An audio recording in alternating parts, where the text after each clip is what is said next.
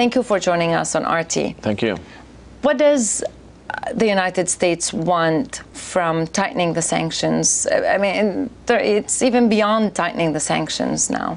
Indeed it is. The United States government has created an artificial crisis. That's first and foremost. It's a manufactured crisis. Iran is complying with the IAEA. Iran does not have a nuclear weapon. Iran is not threatening its neighbors. Iran has not started a war with any of its neighbors. Israel, on the other hand, has hundreds of nuclear weapons, and unlike Iran, refuses to sign the Nuclear Non-Proliferation Treaty, does not allow IAEA inspectors into its country. So there's not really a nuclear menace or a nuclear danger from Iran. So what is the cause? What's the cause of the crisis, of the artificial crisis? The real goal is the United States government has embarked on a course of extreme economic aggression against Iran with the hope that by creating economic suffering, economic isolation, economic misery, that part of the population will rise up or become disenfranchised with the government so that the U.S. can do, as it has in history, carry out regime change. They denied that. The U.S. denied that it's trying to carry out a regime change in Iran.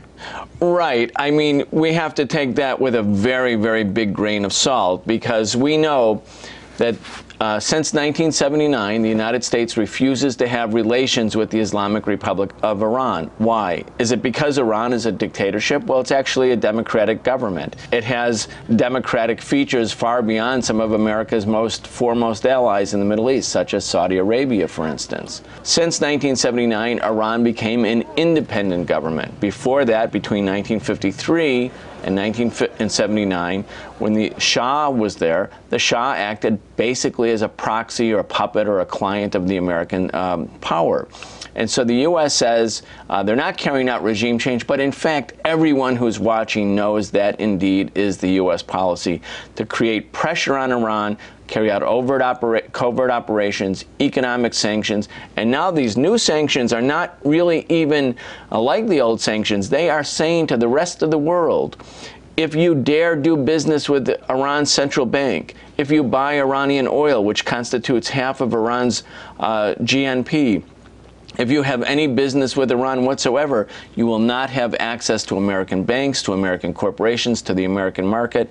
This is, in fact, a blockade, something like an economic blockade of Iran. And by international law, an economic blockade is an act of war. And so we should understand it just like that. So what do you think Iran's response is going to be? Well, Iran so far has been very prudent. Even though they said that they would consider closing the Strait of Hormuz, that 6-mile stretch of the Persian-Arabian Gulf, where 25% of the world's oil supply goes through. And even though much was made of that in the Western media, in fact, Iran has not done anything to give the U.S. a pretext, an excuse, a provocation, so to speak, that would allow the United States or Israel to trigger a set of military actions.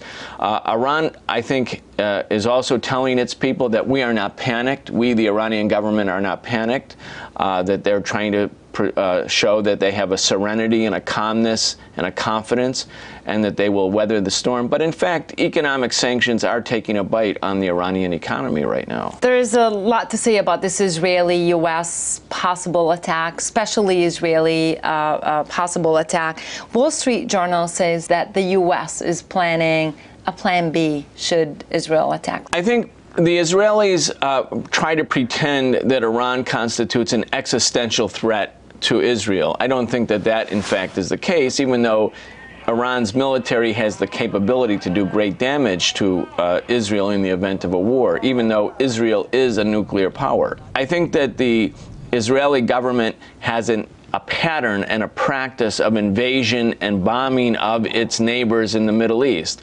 It carried out the bombing of Iraq's nuclear facility in 1981, even though that was permitted by international law and subject to IAEA inspections. In other words, a nuclear program for civilian energy purposes. Israel came and bombed it. They did the same to Syria in the last few years, and they would like to carry out military strikes against the Iranian government. The Americans don't want that right now, even though they they're happy to have Iran in a state of tension.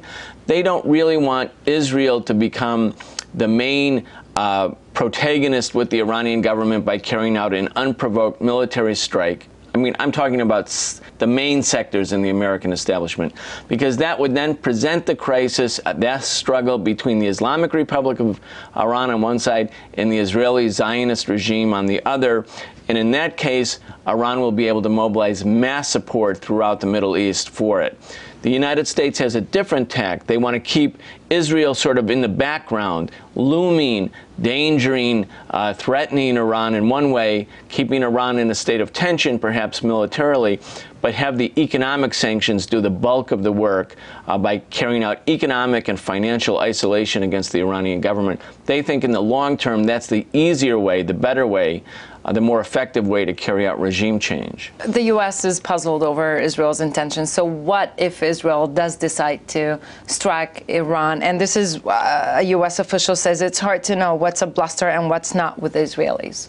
Well, I think a lot of that is baloney and nonsense. The Israelis are the recipient, the benefactor of $3 billion a year in U.S. military aid. If they do something that's completely contrary to what Washington wants, they will be on the very short end of the stick. The Israelis are not dominating and dictating U.S. policy in this geostrategically important. They are not. They have a big influence in Washington. They have a strong lobby.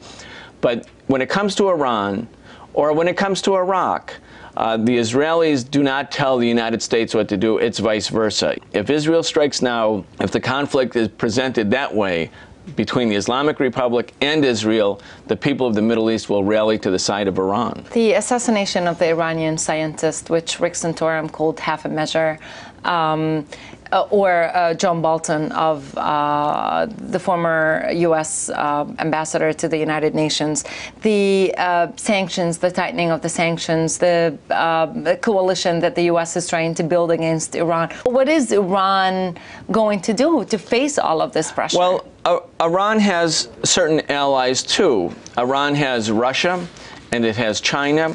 Increasingly, it has Venezuela and Cuba. In other words, those governments in the world, in addition, of course, to Syria, which has its own problems right now, but the countries in the world that don't want the entire world to be dominated by one power, the United States of America, they recognize that the existence of Iran as an independent government is something that is positive, meaning that if the United States were to be successful in carrying out regime change in Iran, they would be emboldened to carry out further destabilizing efforts against other powers, including Russia and China, by the way, even though they're great powers.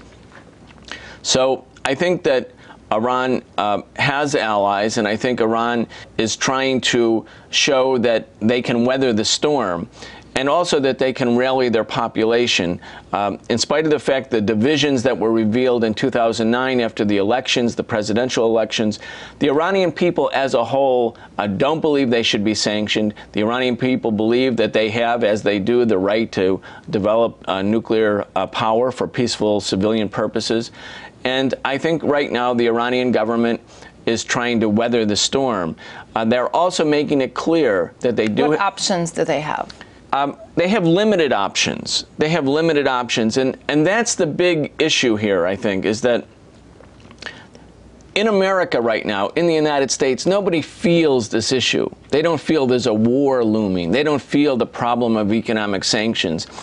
It's the Iranians who are feeling it. It's the tension, the pressure, the economic problems are all one-sided. This is like a great power, the 700-pound gorilla who decides to sit wherever it wants to sit, and it can create immense tension and pressure and economic suffering somewhere else without having to endure any political price.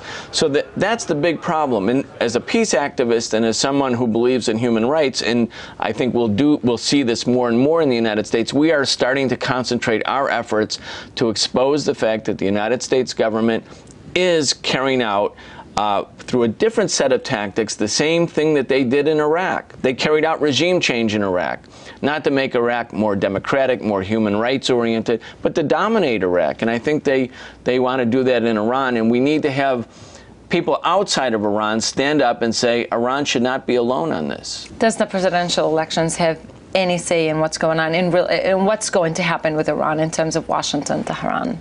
I think the presidential elections in the United States definitely play a role in U.S. policy towards Iran. That, by the way, has been the case ever since the Iranian Revolution. Iran has factored into American politics. In this case, the Republican candidates are sort of baiting Obama and suggesting that if Obama is reelected, we will have a nuclear-armed Iran someday soon. Will Obama do something just to counter their statements because it's an election year? I don't think so. I think that it's not out of the question that Obama could opportunistically up the ante or even escalate tensions or even allow some sort of limited military attack against Iran in order to show how tough he is and why he's not a liberal or something like that. But I don't think so. This is a very big project for the Pentagon, for the CIA, for the U.S. establishment. I think it goes beyond electoral politics. And I think the Obama administration and the Pentagon are having a carefully calibrated approach that won't, again, with regime change, the Republicans and Democrats share the same objective. One is more demagogically militant against Iran. They both share the same objective, which is to bring Iran back into an American sphere of influence. And I think the Republicans can't move Obama that much because Obama actually has the backing of the Pentagon in terms of this particular approach. The Pentagon is bogged down in Afghanistan. They really were pushed out of Iraq. They have a lot of military problems. A major full-scale war right now, which could happen even if they don't intend it, by people climb the escalation ladder.